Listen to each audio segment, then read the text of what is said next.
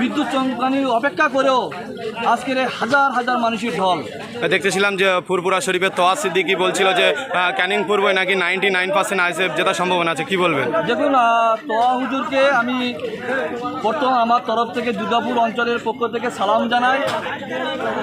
আপনারা দেখেছেন বেশ কিছুদিন আগে উনি এই সরকারের গুণগান গেতেন।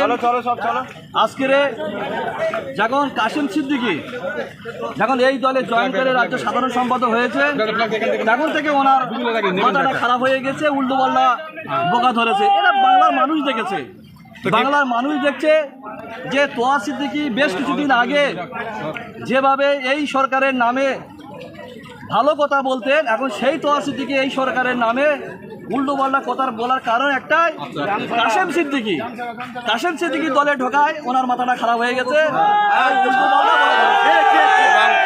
ঘটপুকুর নবীদিবাস স্টেট